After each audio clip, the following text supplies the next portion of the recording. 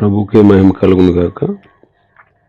కూడొచ్చిన మీ అందరికీ కర్మల ఆత్మీయ సహవాస సంఘ విశ్వాసులకు మన ప్రభువును రక్షకుడునైన యేసుక్రీస్తు వారి శ్రేష్టమైన నామములో శుభములు మరియు వందనాలండి. ఆదికాండం 24వ అధ్యాయాన్ని ధ్యానం చేసుకుంటున్నాం. 22వ వచనం నుంచి 32వ వచనం వరకు చదువుతాను.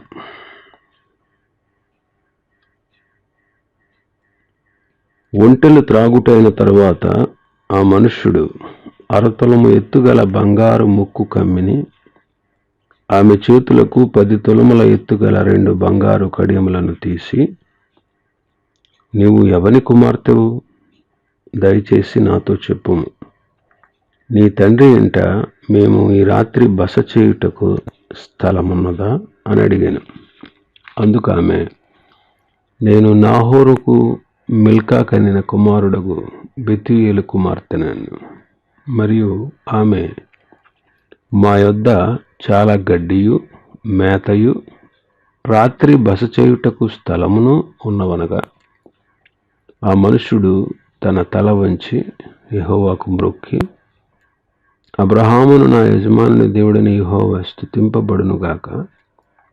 ఆయన నా యజమానునికి తన కృపను తన సత్యమును చూపుట మానలేదు. నేను త్రోవలో ఉండగానే యెహోవా నా యజమానుని బంధువుల ఇంటికి నన్ను నడిపించెననెను. అంతటా చిన్నది పరిగెత్తుకుని పోయి ఈ మాటలు తన తల్లి ఇంటి వారికి తెలిపెను. రెబెకాకు లాబాను అను ఒక సహోదరుడుండెను. అప్పుడు లాబాను ఆ బావి వెలపటున్న మనుషుని వద్దకు పరిగెత్తుకుని పోయాను. అతడు ఆ ముక్కు కమ్మిని తన సహోదరి చేతులకున్న కడియములను చూచి, ఆ మనుష్యుడు ఎలాగూ నాతో మాట్లాడినని తన సహోదరి అయిన రెబెకా చెప్పిన మాటలు విని ఆ మనుష్యుని వద్దకు వచ్చాను. అతడు ఆ బావి వద్ద ఒంటెల దగ్గర నిలిచి ఉండగా, లాబాను, యెహోవా వలన ఆశీర్వదింపబడిన వాడా, లోపలికి రమ్ము. నీవు బయట నిలువనేలా? ఇల్లును ఒంటెలకు స్థలమును నేను సిద్ధము చేయించితినెను. ఆ మనుష్యుడు ఇంటికి వచ్చినప్పుడు లాబాను ఒంటెల గంతలు విప్పి, ఒంటెలకు గడ్డియు మేతయు కాళ్ళు కొడుక్కున్నటకు అతనికి అతనితో కూడా ఉన్న వారికి నీళ్లు ఇచ్చి అతనికి భోజనము పెట్టించాను.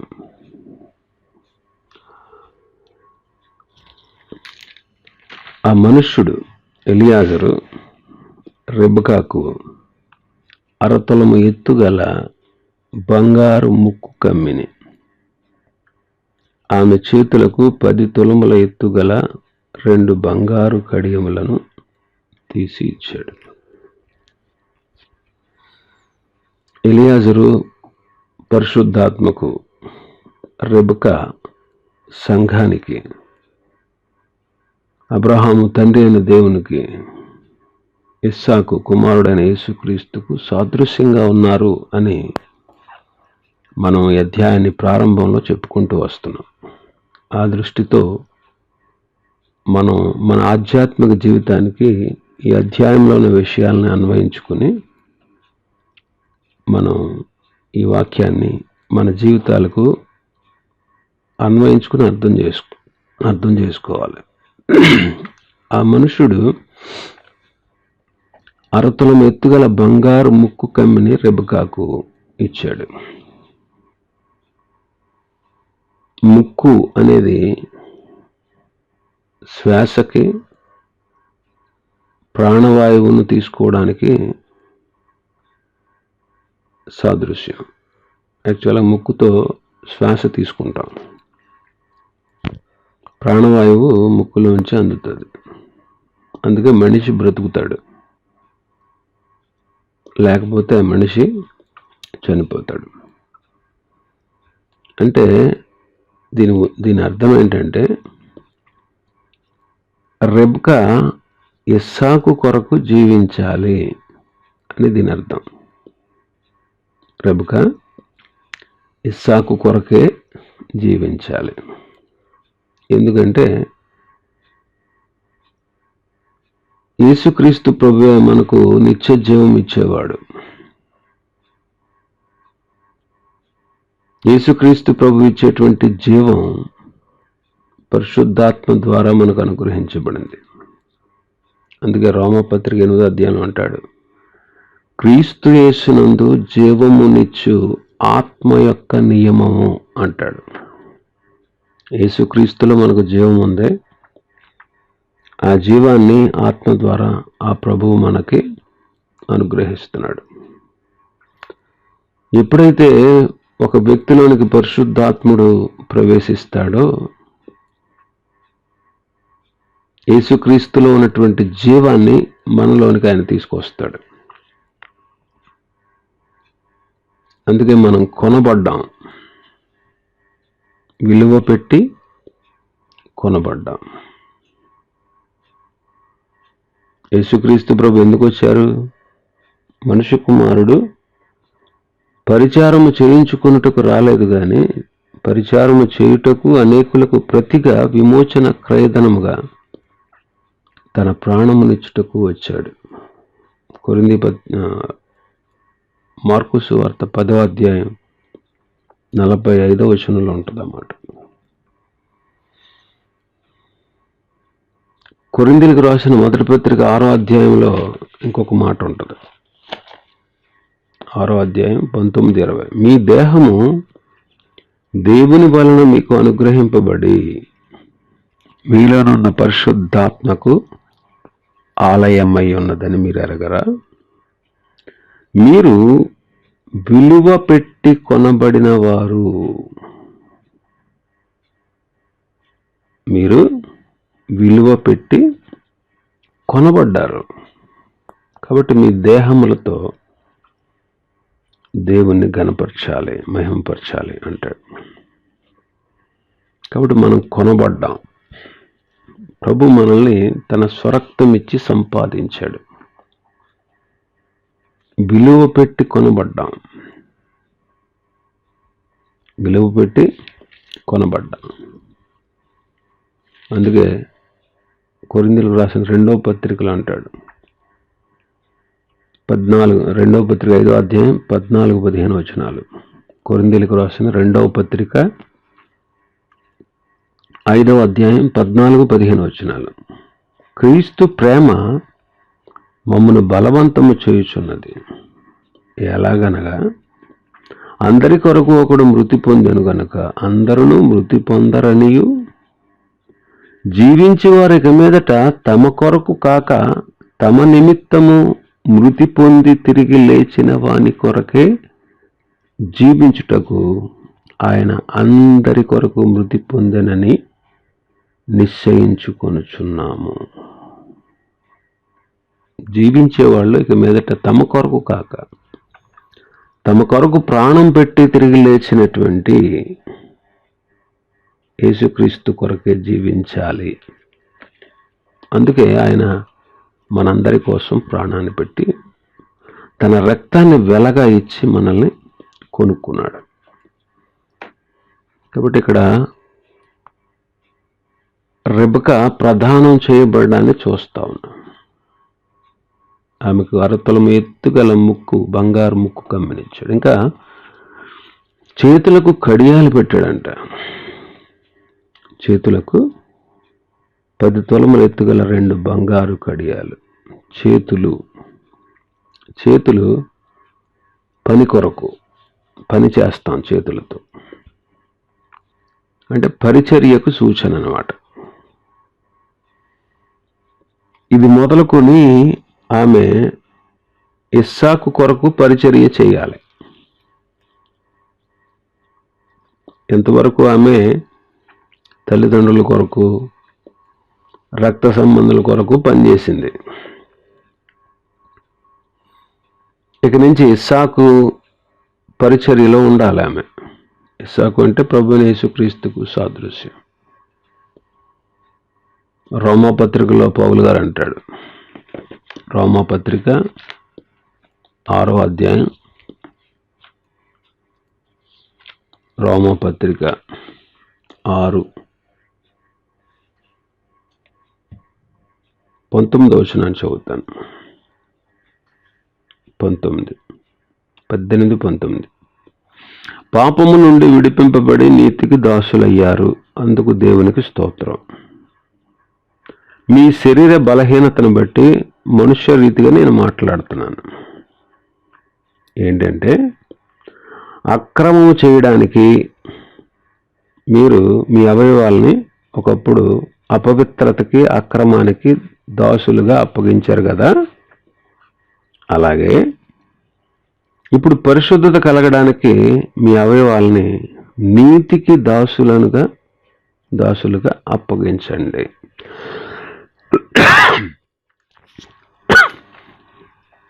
ఒకప్పుడు అపవిత్రతకి, అక్రమానికి వాడిన మన అవయవాలు ఇప్పుడు నీతికి సాధనాలుగా వాడాలి. అంటే నీతి కార్యాల కొరకు వాడాలి. నీతి అంటే ప్రభువైన యేసుక్రీస్తే. అందుకే కొరింథీయులకు రాసిన మొదటి పత్రిక 1వ అధ్యాయం 31వ వచనంలో అంటాడు కదా, అతిశయించువాడు ప్రభువునందే అతిశయించాలనే వాక్యం నెరవేరేటట్లు దేవుని ద్వారా ప్రభువైన యేసుక్రీస్తు మనకు జ్ఞానము, నీతి, పరిశుద్ధత, విమోచన అయ్యాడు అంటాడు. నీతి అంటే క్రీస్తే. నీతి అంటే క్రీస్తే. కాబట్టి మనం క్రీస్తుకు పరిచర్య చేయాలి. మన అవయవాల్ని నీతికి సాధనాలుగా, యేసుక్రీస్తుకు సాధనాలుగా మనం వాడాలి. మన భాగంలోకి వద్దాం. 23వ వచనం. నీవు ఎవని కుమార్తెవు, దయచేసి నాతో చెప్పుము. నీ తండ్రి ఇంట మేము ఈ రాత్రి బస చేయుటకు స్థలమున్నదా అని అడిగారు. ఎలియాజరు రెబ్కాను అడుగుతున్నాడు, నీ తండ్రి ఇంట మేము ఈ రాత్రి బస చేయుటకు స్థలమున్నదా అంటే ఆమె ఏముంది? 25వ వచనంలో 25వ వచనం.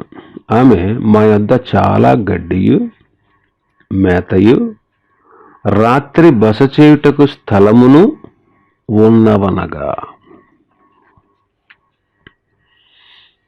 వారు ఆ రాత్రి రెబ్కా ఇంట్లో ఉండి ఉదయమున ప్రయాణమయ్యారు. రాత్రి ఆత్మీయంగా మనం ఆలోచన చేస్తే నేడు మనము నివసిస్తున్నటువంటి కాలం కూడా రాత్రే. మనం నివసిస్తున్నటువంటి ఈ కాలం రాత్రి కాలం. యేసుక్రీస్తు ప్రభు మన నీతి సూర్యుడు. సూర్యుడు ఉదయిస్తే వెలుగు వస్తుంది. సూర్యుడు ఉదయించినంతసేపు రాత్రి కాలం అది. మన నీతి సూర్యుడు మలాకి 4:2 ప్రకారం మన నీతి సూర్యుడు ప్రభు అయిన యేసుక్రీస్తే. ఆయన బెత్లెహేములో ఉదయించాడు, కల్వరిలో అస్తమించి చనిపోయి సమాధి చేయబడి తిరిగి లేచి పరలోకానికి కొనుపోబడ్డాడు. నీతి సూర్యుడిగా మళ్ళా ఆయన ఉదయించనై ఉన్నాడు. అందుకోసమే మనం కనిపెట్టుకుంటూ ఉన్నాం.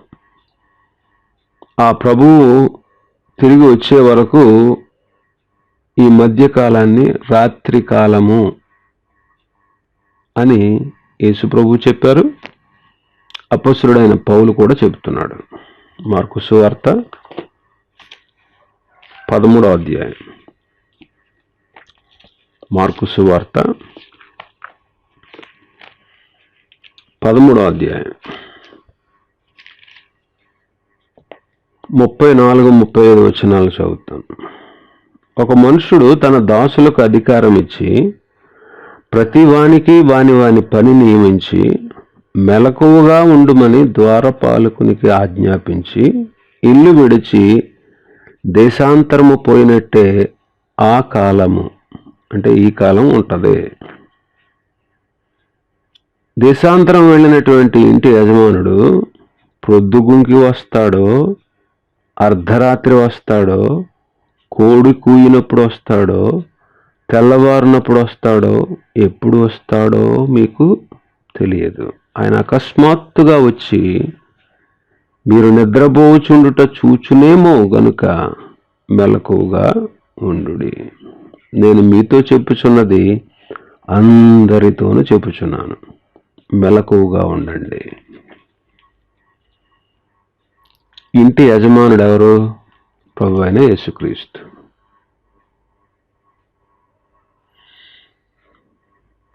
తన దాసులకి అధికారం ఇచ్చాడంట. ప్రతి వాడికి కూడా వాని పని నియమించాడు. మెలకువగా ఉండమని ద్వారపాలకునితో చెప్పాడు. మెలకువగా ఉండమని ద్వారపాలకునితో చెప్పాడు. ఆయన ఎప్పుడు వస్తాడో తెలియదు. ప్రొద్దుగుంకుని ఎప్పుడు వస్తాడో, లేకపోతే అర్ధరాత్రి మధ్యరాత్రి వేళ వస్తాడో, లేకపోతే కోడి కూస్తున్నప్పుడు వస్తాడో, లేకపోతే తెల్లవారినప్పుడు వస్తాడో ఎవరికి తెలుసు? ఎవరికి తెలియదు. కాబట్టి ఇది రాత్రి కాలం. ఇదే కాలం. ప్రభు ఎప్పుడు వస్తాడో తెలియదు. ఈ ప్రభు వచ్చేంత వరకు మనం నివసిస్తున్నటువంటి ఈ కాలం రాత్రి కాలం. కాబట్టి మెలకుగా ఉండాలి. రాత్రులు మెలకుగా ఉండాలి. అపాయాలు రాకుండా,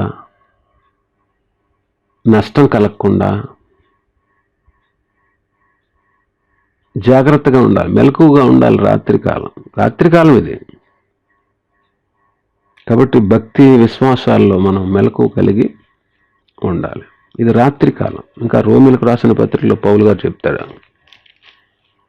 రోమీలకు రాసిన పత్రిక 13వ అధ్యాయం 11వ వచనం. కాబట్టి మీరు కాలం ఎరిగి నిద్ర మేలుకొని వేళ అయినదని తెలుసుకుని అలాగ చేయుడి. మనం విశ్వాసులమైనప్పటికంటే ఇప్పుడు రక్షణ మరి మనకు సమీపంగా ఉంది.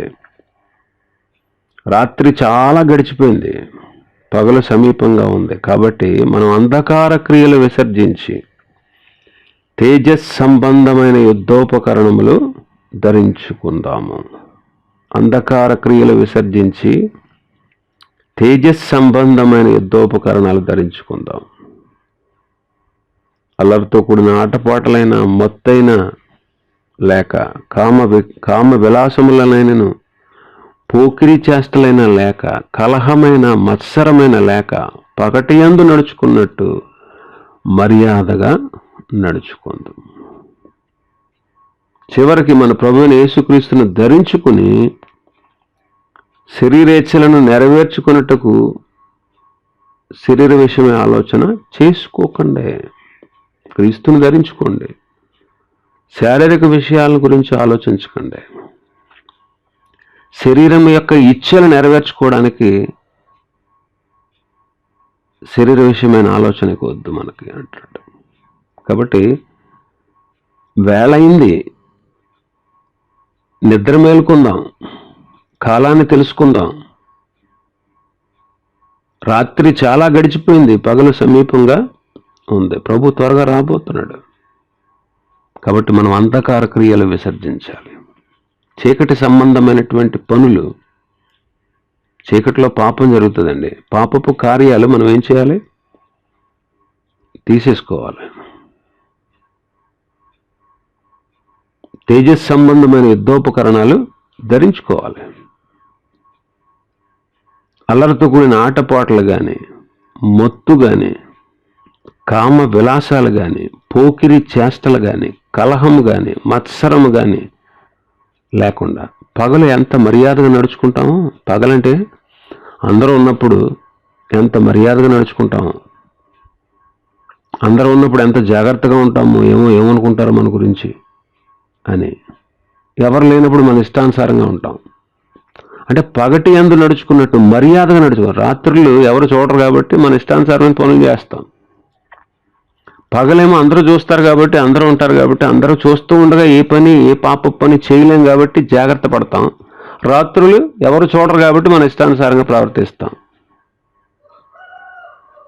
అందుకే అంధకార సంబంధమైనటువంటి క్రియలు విసర్జించి పగటి యందు నడుచుకున్నట్లు, పగలున్నప్పుడు ఎలా నడుచుకుంటాం, అందరూ ఉన్నప్పుడు ఎలా నడుచుకుంటాం, అలాగా మర్యాదగా నడుచుకోవాలి. దేవుని పిల్లలు మర్యాదగా నడుచుకోవాలి. అల్లరితో కూడిన ఆటపాటలు ఉండకూడదు. మత్తు ఉండకూడదు, కామ విలాసాలు ఉండకూడదు, పోకిరి చేష్టలు ఉండకూడదు, కలహం ఉండకూడదు, మత్సరం ఉండకూడదు. మర్యాదస్తులుగా పగటి యందు ఎలాగ మర్యాదగా అందరూ చూస్తున్నప్పుడు ఎంత మర్యాదగా ఉంటామో అలాగా మనం మర్యాదగా నడుచుకో. ఎందుకంటే మనం చీకట్లో ఉన్నాం, రాత్రి కాలం ఇదే కాలం రాత్రికాలం. ఈ రాత్రి కాలంలోనే పరిశుద్ధాత్ముడు మన హృదయం అనే ఇంట్లో ఉండడానికి పంపబడ్డాడు. ఆ రాత్రి ఎలియాజరు ఎలాగైతే రెబ్కా తల్లిదండ్రుల రెబ్కా గృహంలోనికి వచ్చాడో, ఈ రాత్రి కాలం అని చెప్పుకుంటున్న ఈ కాలంలో మనతో ఉండడానికి ప్రభు తన పరిశుద్ధాత్మను పంపించాడు. సంఘము అనేటువంటి మందిరంలో పరిశుద్ధాత్ముడు ఉన్నాడు. మనల్ని నడిపించడానికి, మనకు నేర్పించడానికి, ప్రభు పనిలో మనల్ని ఉపయోగించుకోవడానికి ఆయన నేడు మనతో ఉన్నాడు. ఆయన మనల్ని నడిపిస్తాడు. మన ప్రవర్తనలో మనకు తోడుగా ఉండి మనల్ని నడిపిస్తాడు. ప్రార్థనలో మనల్ని నడిపిస్తాడు. పరిశుద్ధాత్ముడు ఆత్మ సత్యాలను మనకు బయలుపరుస్తాడు. దైవ సత్యాలు మనకు నేర్పిస్తాడు. ఆయన దేవుని పని చేయాలంటే కూడా ఆత్మ సంబంధమైనటువంటి ఆత్మ ద్వారానే మనం పని చేయాలి. ఆత్మే మనల్ని నడిపిస్తాడు. కాబట్టి ఆయన చేత మనం నడిపించబడడం అది మనకు ఎంతైనా ఆశీర్వాదం. కొరింథీయులకు రాసిన మొదటి పత్రిక 3వ అధ్యాయం. కొరింథీయులకు రాసిన మొదటి పత్రిక 3వ అధ్యాయం 16-17 వచనాలు. మీరు దేవుని ఆలయమై ఉన్నారని, దేవుని ఆత్మ మీలో నివసించుచున్నాడని మీరు ఎరుగరా? ఎవడైనను దేవుని ఆలయమును పాడు చేసిన యెడల దేవుడు వానిని పాడు చేయను. దేవుని ఆలయము పరిశుద్ధమై ఉన్నది, మీరు ఆ ఆలయమై ఉన్నారు. మీరు దేవుని పరిశుద్ధులై ఉన్నారు అంటాడు. కాబట్టి మన ప్రభు మనలో ఈ రాత్రి కాలమైనటువంటి లోకంలో నివసిస్తున్నటువంటి మనతో ఉండడానికి, మనల్ని నడిపించడానికి, మనకు సహాయం చేయడానికి తన ఆత్మను సంచకరువును ఆ ప్రభువు మనకు అనుగ్రహించారు. తన ఆత్మని సంచకరువును మనకి అనుగ్రహించారు. కాబట్టి మనం ఆ ఆత్మ సహాయము ద్వారా మనం పనిచేయాలి. రోమీయులకు రాసిన పత్రిక 8వ అధ్యాయం. రోమీయులకు రాసిన పత్రిక 8వ అధ్యాయం. ఆత్మ చేసే పనులు ఇందులో ఉన్నాయి. ఆత్మ చేసేటువంటి పనులు ఇందులో ఉన్నాయి. పరిశుద్ధాత్ముడు మనలో ఉండి చేసే పనులు. 2వ వచనం 8వ అధ్యాయం, రోమాపత్రిక 8వ అధ్యాయం 2వ వచనంలో, పాప మరణముల నియమము నుండి మనల్ని విడిపించును. మనల్ని విడిపించేవాడు పరిశుద్ధాత్ముడు. 9వ వచనం ప్రకారం ఆయన మనలో నివసించేవాడు. దేవుని ఆత్మ మీలో నివసించి ఉన్న యెడల అంటాడు. 11వ వచనం ప్రకారము జీవింపచేసేవాడు. 14వ వచనం ప్రకారం నడిపించేవాడు. 16వ వచనం ప్రకారం సాక్ష్యం ఇచ్చేవాడు. 26వ వచనం ప్రకారం,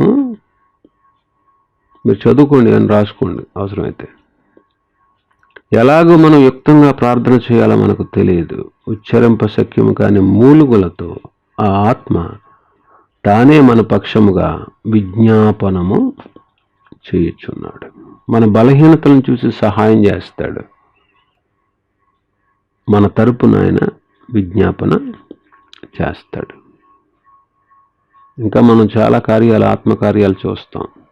యోహాను సువార్త 14:26 ప్రకారం ఆయన మనకు బోధిస్తాడు. యోహాను సువార్త 15:26 ప్రకారం ఆయన సాక్ష్యం ఇస్తాడు. 16వ అధ్యాయం 13వ వచనం ప్రకారం నడిపిస్తాడు. అపొస్తలుల కార్యములు 13వ అధ్యాయంలో మాట్లాడతాడు. అపొస్తలుల కార్యములు 16వ అధ్యాయంలో ఆజ్ఞాపిస్తాడు. ఈ రీతిగా పరిశుద్ధాత్ముడు మన హృదయాల్లో, మన జీవితాల్లో ఉండి మనల్ని విడిపించేవాడు, మనల్ని నడిపించేవాడు, ప్రభు కొరకే మనం జీవించేటట్లుగా చేసేవాడు. మనం ఆధ్యాత్మికంగా ఎలా నడుచుకోవాలో తెలియదు కనుక మనల్ని నడిపించేవాడు. కొన్నిసార్లు మనం బలహీనపడినప్పుడు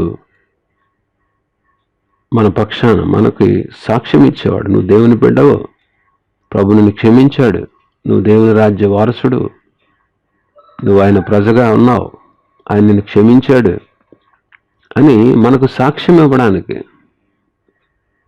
మనల్ని బలపరచడానికి ఉన్నాడు ఆయన. ఇంకా మన బలహీనతల్లో మనకు సహాయం చేసేవాడు. మన పక్షంగా తానే విజ్ఞాపన చేసేవాడు. కాబట్టి అలాగూ పరిశుద్ధాత్మ చేత నడిపించబడడం మనకు ఎంతైనా ఆశీర్వాదం. అందుకంటాడు తెస్సలోనికీయులకు రాసిన మొదటి పత్రిక 1వ అధ్యాయం 4వ వచనంలో, ఎలాగనగా దేవుని వలన ప్రేమించబడిన సహోదరులారా, మీరు ఏర్పరచబడిన సంగతి అనగా మా సువార్త మాటతో మాత్రము కాక శక్తితోనూ పరిశుద్ధాత్మతోనూ సంపూర్ణ నిశ్చయతతోనూ మీ వద్దకు వచ్చిన సంగతి మాకు తెలియను. దేవుని వలన ప్రేమించబడ్డాం. మనము దేవుని చేత ఏర్పరచబడ్డాం. ఎందుకంటే సువార్త ద్వారా, ఆ సువార్తను పరిశుద్ధాత్ముడి ద్వారా ప్రభు మన హృదయాల్లోకి పంపించి మనం ఈనాడు విశ్వసించేటట్లుగా ప్రభు చేసి ఉన్నారు.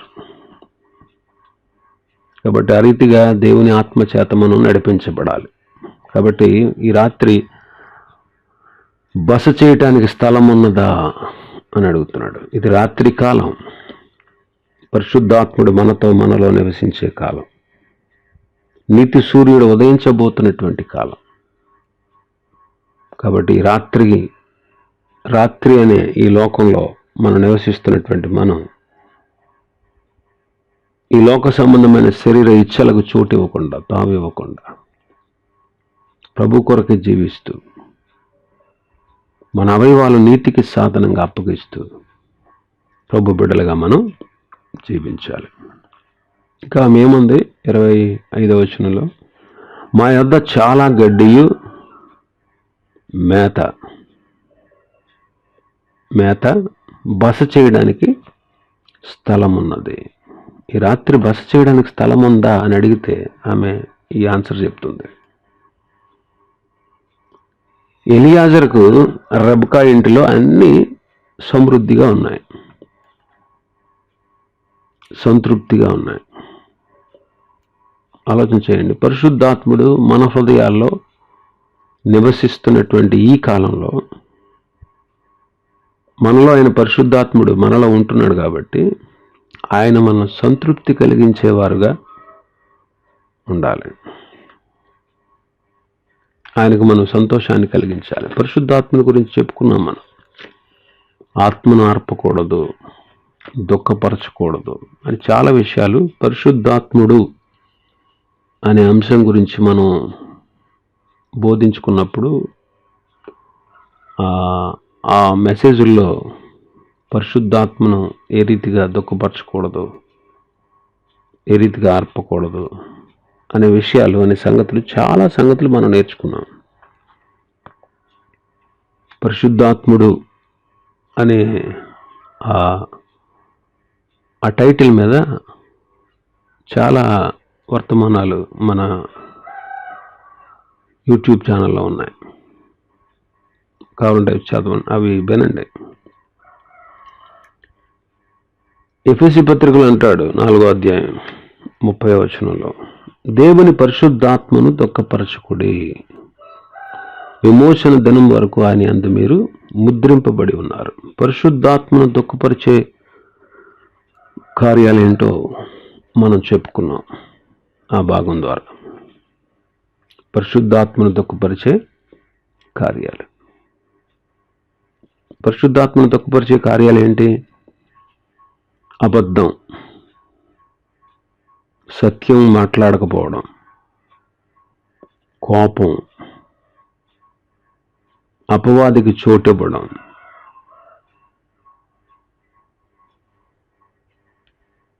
దుర్భాషలు పలకడం. చూడండి, ఇవన్నీ పరిశుద్ధాత్మను దుఃఖపరిచే కార్యాలు. ద్వేషం, కోపం, క్రోధం, అల్లరి, దూషణ మాటలు, సకలమైన దుష్టత్వం, ఇవన్నీ పరిశుద్ధాత్మను దుఃఖపరిచే కార్యాలు. ఒక విషయం ఆలోచించేయండి, మనం ఎవరినైనా తిట్టామనుకోండి, దుర్భాషలాడామనుకోండి, విన్నటువంటి వాళ్ళు ఎంత బాధపడతారండి? మనం తిడితే ఎదుటి వాళ్ళు బాధపడరా? ఎందుకండి, మిమ్మల్ని ఎవరైనా తిట్టారనుకో, మీరు ఎంత ఫీల్ అయిపోతారు? చేసిన దాన్ని బట్టి తిట్టినా ఫీల్ అయిపోతారు, చేయకుండా తిట్టినా ఫీల్ అయిపోతారు. అంటారు కదా చాలామంది, నేను చేయకుండా నన్ను అంటే నాకు ఎంత బాధ అండి అంటారు. అంటే దూషిస్తే, దుర్భాషలాడితే మనం బాధపడతాం. మరి మనం బాధపడతాం కదా, దూషించి దుర్భాషలాడితే. మనలో ఉన్న పరిశుద్ధాత్ముడు మనము దేవునికి వ్యతిరేకమైన కార్యాలు చేస్తూ ఉన్నప్పుడు ఆయన ఎంత బాధపడతాడు? అదెప్పుడు ఆలోచన చేయం. మనం ఆలోచన చేయం. ఆయన దుఃఖపడతాడు. ఇలాంటి లక్షణాలన్నీ ఉంటే, అబద్ధం కానీ, కోపం కానీ, అపవాదికి చోటు ఇవ్వడం కానీ, ఎదుటి వాళ్ళది దొంగిలించడం కానీ, కష్టపడి పని చేయకపోవడం కానీ, దుర్భాషలు మాట్లాడడం కానీ, ఇవన్నీ పరిశుద్ధాత్మను దుఃఖపరిచే కార్యాలు. సమస్తమైన ద్వేషం, 31 అంటాడు, సమస్తమైన ద్వేషం, కోపం, క్రోధం, అల్లరి, దూషణ మాటలు, సకలమైన దుష్టత్వం, ఇవన్నీ కలిగి ఉంటే మనలో నివసిస్తున్నటువంటి పరిశుద్ధాత్ముడు ఎంతో దుఃఖపడతాడు. అందుకే దుఃఖపెట్టేవారుగా ఉండకూడదు. 32 వచనం అంటాడు, ఒకని ఎడల ఒకడు దయ కలిగి కరుణా హృదయులై దేవుడు మిమ్మల్ని క్షమించిన ప్రకారం మీరు ఒకరినొకరు క్షమించండి అంటాడు. కాబట్టి కక్షలు, ద్వేషం, విభేదాలు, గొడవలు లేకుండా ఒకరినొకరు క్షమించుకునే స్వభావమే పరిశుద్ధాత్మని సంతోషపరుస్తుంది. కాబట్టి ఆ రీతిగా మనం పరిశుద్ధాత్మను దుఃఖపరచకుండా, ఆత్మను ఆర్పకుండా, తెస్సలోనికీయులకు రాసిన పత్రికలో చెప్తాడు, పరిశుద్ధాత్మను ఆర్పవద్దు అని. ఆత్మను ఆర్పకుడి అంటాడు. ఆత్మను ఆర్పకుడి. తెస్సలోనికీయులకు రాసిన మొదటి పత్రిక 5వ అధ్యాయం 19వ వచనం, ఆత్మను ఆర్పకుడి. ఇక్కడ ఆత్మను ఆర్పేసే కార్యాలేంటి? దేవుని సేవకుల్ని మన్నన చేయకపోవడం, ఒకరితో ఒకడు సమాధానంగా ఉండకపోవడం, అక్రమంగా నడుచుకోవడం, బలహీనులకి సహాయం చేయకపోవడం, దీర్ఘశాంతం లేకుండా ఉండడం, ఎవరైనా కీడు చేస్తే వాళ్ళకి ప్రతి కీడు చేయడం, ప్రార్థన లేకపోవడం, దేవుడు చేసిన కార్యాల విషయంలో ఆయన పట్ల కృతజ్ఞత కలిగి ఉండకపోవడం, ఇతరులకి దేవుని వాక్యాన్ని చెప్పకపోవడం, కీడు కలిగించేటువంటి పనులకి దూరంగా ఉండకుండా దగ్గరగా ఉండడం, ఇవే పరిశుద్ధాత్మను ఆర్పివేసేటువంటి కార్యాలు. కాబట్టి ఆత్మను ఆర్పకుడి అంటాడు. ఇలాంటి కార్యాలు చేస్తే దేవుని ఆత్మ ఆరిపోవడం అంటే ఏంటి? ఇక మాట్లాడకుండా మౌనంగా ఉండిపోతాడు. ఆయన మాట విన్నప్పుడు ఏం చేస్తాడు? చూడండి, కొంతమంది పెద్దవాళ్ళు సలహాలు ఇస్తూ ఉంటారు. సలహాలు ఇచ్చినప్పుడు కొంతమంది చెప్పొచ్చే వాళ్ళు వెళ్ళు కూజా అంటారు, పెద్దవాళ్ళని పక్కన పడేస్తారు. అప్పుడు అలాంటి వాళ్ళు ఏం చేస్తారు, అప్పుడు పెద్దవాళ్ళు ఏం చేస్తారు, చెప్పినా వీళ్ళు వినరని ఏం చేస్తారు, ఇంకెందుకులే నాకెందుకులే వాళ్ళకి తెలిసి వస్తుందిలే అన్నట్టు మానేస్తారు, ఇక మాట్లాడరు అన్నమాట, ఇక మాట్లాడరు. అలాగే దేవుని ఆత్మ నరులతో ఎప్పుడు వాదించదండి. నా ఆత్మ నరులతో ఎల్లప్పుడూ వాదించదు, ఆర్గ్యూ చేయడు పరిశుద్ధాత్ముడు, వాదించడు. పదే పదే ఎందుకు చేయకపోతే ఎలా కుదురుది అండ. ఇంకా మనమైనా అంటాము కానీ మనం మాట వినని వాళ్ళకి పరిశుద్ధాత్ముడు అలాగా వాదించడు, బలవంతంగా మన చేత ఏ పని చేయించడు. దేవుడు మనకు స్వేచ్ఛనిచ్చాడండి, మనం కోరుకునే దాన్ని బట్టి మనకు ఇస్తాడు. జీవాన్ని, మరణాన్ని, ఆశీర్వాదాన్ని, శాపాన్ని మీ ఎదుట పెట్టాను, ఏది కావాలో కోరుకోండి అన్నాడు. జీవాన్ని పెట్టాను, మరణాన్ని పెట్టాను, ఆశీర్వాదాన్ని పెట్టాను, శాపాన్ని పెట్టాను. ఏది కోరుకుంటారో మీ ఇష్టం, అంతేగాని బలవంతంగా ఇదిగో ఇదే కోరుకోవాలి, మీరు ఇదే చేయాలి అన్నాడు ఆయన. బలవంతంగా చేసే ఏ పని కూడా అది సక్సెస్ అవ్వదండి. మనం ఎప్పుడు కూడా మన బిడ్డలతో అయినా మన కుటుంబీకులతో అయినా బలవంతంగా ఏ పని చేయించినా అది ప్రయోజనకరంగా ఉండదు. కొంతమంది బలవంతంగా చదువులు చదివిస్తూ ఉంటారు, నువ్వు డాక్టర్ అవ్వాలి, నువ్వు ఇంజనీర్ అవ్వాలి, ఆడు ఏమవుతాడో తెలుసుకోరు. బలవంతంగా నువ్వు ఇలాగే చేయాలి, నువ్వు ఇదే చేయాలని రుద్దేస్తూ ఉంటారు. అందుకే చాలామంది ప్రయోజకులు కాకుండా అలా మిగిలిపోతూ ఉంటారు. పరిశుద్ధాత్ముడు ఎప్పుడు కూడా మనల్ని ఎలాగా బలవంత పెట్టాడు. నువ్వు ఆయన మాట లక్ష్యం చేయలేదనుకో, నువ్వు ఆయన ప్రక్కన పడేసావు అనుకో, ఆయన మౌనంగా ఉండిపోతాడు. అంతే, ఆయన మౌనంగా ఉండిపోతాడు. దాన్నే వాత వేయబడిన మనస్సాక్షి అంటారు. ఇక చెప్పినా విన్నప్పుడు ఇక పరిశుద్ధాత్ముడు మౌనంగా ఉంటాడు. అంతే, అంటే ఆయన ఆర్పివేశావు అన్నమాట. ఆయనకి అధికారాన్ని ఇవ్వలేదు, ఆయన సలహా నువ్వు తీసుకోవట్లేదు, ఆయన చెప్పినట్టుగా నువ్వు చేయట్లేదు, కాబట్టి ఇంకా ఆయన మౌనంగా ఉండిపోతాడు.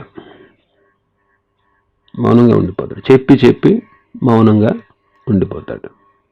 అది ఆర్పివేయడం అంటే. కాబట్టి తెస్సలోనికీలకు రాసిన తెస్సలోనికే పట్టణంలో ఉన్నటువంటి సంఘానికి కొన్ని లోపాలు ఉన్నాయి. ఆ లోపాలన్నీ చూపిస్తూ పౌలు గారు అంటాడు, మీరు ఇలాగ చేసి ఆత్మను ఆర్పేస్తున్నారు. కాబట్టి ఆత్మను ఆర్పకండి. ఏం చేస్తున్నారు వాళ్ళు? దేవుని సేవకులను గౌరవించటం లేదు, ఒకడితో ఒకడు సమాధానంగా ఉండట్లేదు, అక్రమంగా నడుచుకుంటున్నారు, ధైర్యపరచట్లేదు, బలహీనలను బలపరచట్లేదు, అందరి పట్ల దీర్ఘశాంతం కలిగి ఉండట్లేదు, కీడుకు ప్రతి కీడు చేసేస్తున్నారు, మేలైన దాన్ని అనుసరించట్లేదు. వాళ్ళకి ఎప్పుడు సంతోషంగా ఉండట్లేదు, వాళ్ళు ప్రార్థన చేయట్లేదు, ప్రతి విషయంలో దేవుడు చేసిన కార్యాలను బట్టి ఆయన కృతజ్ఞతాస్తుతులు చెల్లించట్లేదు, దేవుని చిత్తాన్ని జరిగించట్లేదు, దేవుని వాక్యాన్ని ఇతరులకు బోధించట్లేదు. ఇలా ఉంది వాళ్ళ పరిస్థితి.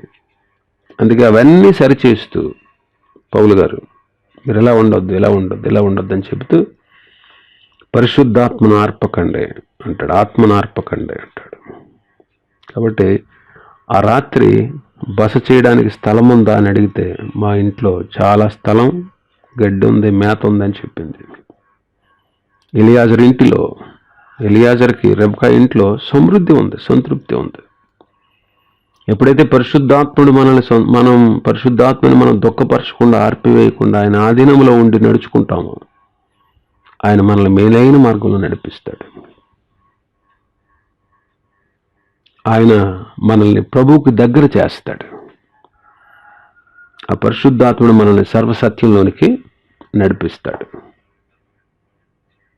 మనల్ని ప్రభు ఆశీర్వాదాలు, దీవెనలకు పాత్రులుగా చేస్తాడు. ఆ తర్వాత ఎలియాజరు మ్రొక్కాడంట. 26వ వచనం, ఆ మనుష్యుడు తల వంచి యెహోవాకు మ్రొక్కి మొక్కడం అనేది దేవుని స్తుతించడానికి సూచన, దేవుని ఆరాధించడానికి సూచన. పరిశుద్ధాత్మ సహాయంతో మనం కూడా ప్రభుని ఆరాధించాలి, ప్రభుని స్తుతించాలి. ఆయనే మనల్ని దేవుని స్తుతించేటట్లుగా, మనం దేవుని ఆరాధించేటట్లుగా పరిశుద్ధాత్ముడే మనల్ని నడిపిస్తాడు. పరిశుద్ధాత్ముడే మనల్ని నడిపిస్తాడు. 14వ అధ్యాయం, కొరింథీయులకు రాసిన మొదటి పత్రిక 14వ అధ్యాయం 16వ వచనం.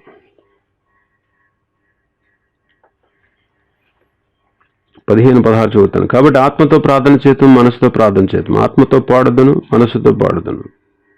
లేని ఎడల నీవు ఆత్మతో స్తోత్రం చేసినప్పుడు ఉపదేశం పొందినవాడు నీవు చెప్పిన దాన్ని గ్రహింపలేడు కనుక నీవు కృతజ్ఞతాస్తుతులు చెల్లించినప్పుడు ఆమెనని వాడు ఎలాగ పలుకును. ఆత్మచేత ఇవన్నీ పాడాలి, ప్రార్థించాలి, స్తుతించాలి.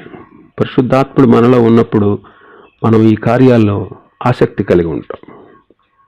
ఆ రీతిగా పరిశుద్ధాత్మ సహాయంతో జీవిద్దాం. దేవుడిచ్చే ఆశీర్వాదాలు పొందుదాం.